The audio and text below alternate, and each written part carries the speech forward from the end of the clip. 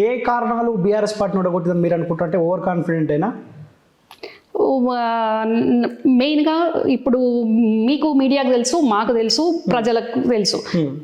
పాపం ప్రజల కంటే ఎక్కువ మీడియాకు మనకు తెలుసు. కానీ మొన్నటికి మొన్న కవితనే చెప్పింది నిజామాబాద్ మీటింగ్లో, ఏంటి మాకు నాయకులను దగ్గర కానియలేదు, మధ్యలో మీరు ఎమ్మెల్యేలే మీరే అడ్డుపడ్డరు అని. ఎమ్మెల్యేలు మాకే అపాయింట్మెంట్ ఇస్తలేరు అని వాళ్ళే చెప్పుకున్నారు. మరి ఇక ఎమ్మెల్యేలు కార్యకర్తలకు ప్రజలకు అడ్డుపడ్డరు అని వాళ్ళ మీద నెట్టేయడం అది ఎంతవరకు కరెక్ట్? మరి అంటే వాళ్ళే చెప్పక చెప్పిండ్రు, మేము ప్రజలకు రీచ్ అవ్వలేదు, కార్యకర్తలకు రీచ్ అవ్వలేదు, ఒక అడ్డుగోడలాగా పెట్టేసుకున్నాము. ఇక అక్కడ కోటరీ అయితే మనకు తెలిసిన విషయమే, ఒక దిక్కుమాల దరిద్ర కొదురుపాక కోటరీ సర్వనాశనం కొలాప్స్ చేసేసింది ఈరోజు.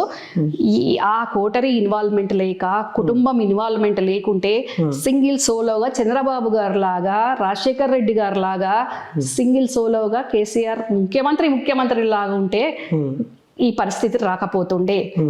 కానీ 9 సంవత్సరాలు ఒక టర్మ్ చూసిండ్రు ప్రజలు.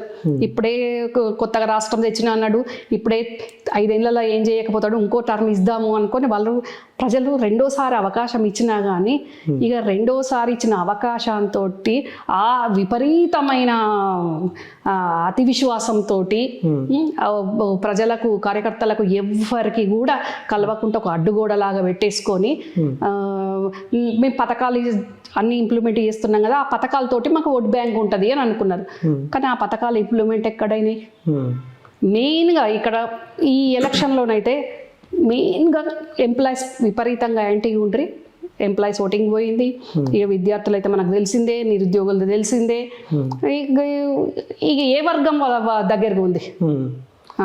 లాస్ట్కి ఈవెన్ వాళ్ళ పార్టీలు ఉన్న వాళ్ళు కూడా ఈసారి బీఆర్ఎస్ ఓడిపోవాలి, కాంగ్రెస్ వాళ్ళు వచ్చినా సరే కానీ ఈసారి మాత్రం మా వాళ్ళకి కళ్ళు కిందికి చూడాలి, నెత్తి మీద ఉన్న కళ్ళు కిందికి రావాలి అనే విధంగా వాళ్ళు మాట్లాడుకుంటుంటే వినడం జరిగింది మేము.